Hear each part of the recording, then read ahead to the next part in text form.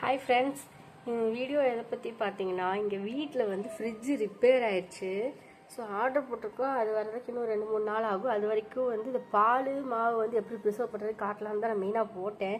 இது work out ஆச்சு, அதனால தான் சரின்ட்டு இன்றைக்கி வீடியோ எடுத்திருக்கேன். இது பார்த்தீங்கன்னா பால் நைட்டு இப்போ ஒரு 10:30க்கு மேலே ஆச்சு. பால் வந்து சூடு பண்ணி ஊற்றி டப்பாவில் வச்சாச்சு. இது பார்த்தீங்கன்னா சுடு தண்ணி. ஸோ என்ன ஆகும்னா, இந்த பால் சூடு, இந்த தண்ணியோட சூடு ஆறி முடிறதுக்கு எப்படியும் வந்து ஒரு 3 மணி நேரம் 4 மணி நேரத்துக்கு மேலே ஆயிரும். ஸோ அதுலேருந்து ஒரு சூடு பாலில் சூடு ஆறினாலுமே ஒரு 4 மணி நேரம் 5 மணி நேரத்துக்கு தாங்கும், கெட்டு போகாது. காலையில் சூடு பண்ணி வச்சாலும் அந்த மாதிரி மதியம் கெட்டு போகாமல் இருக்கும். அதே மெத்தட் தான் இதுக்கும் ஃபாலோ பண்ணி வச்சுருக்கேன். அடுத்து பார்த்தீங்கன்னா இது மாவு வந்து தண்ணி பச்சை தண்ணி இருக்கீங்களா கொஞ்சம் ஜில்லுன்னு, அதை வந்து பிடிச்சி ஊற்றி அதை வச்சுருக்கிறேன். இது பார்த்தீங்கன்னா இது பேக்கெட் மாவு. இதுவும் இதே மாதிரி தண்ணியில் போட்டு வச்சுருக்கேன். சரி புளிக்காதுன்னு ஒரு நம்பிக்கையில் போட்டிருக்கேன்.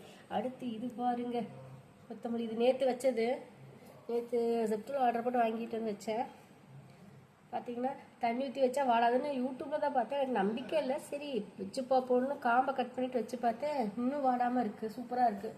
ஸோ உங்கள் வீட்லேயாச்சும் ஃப்ரிட்ஜ் வந்து ரிப்பேர் ஆகிடுச்சு, இல்லை ஃப்ரிட்ஜ் இல்லை அப்படின்னா இந்த மாதிரி இதெல்லாம் ப்ரிசர்வ் பண்ணுறதுக்கு இந்த மெத்தட் யூஸ் பண்ணிக்கோங்க.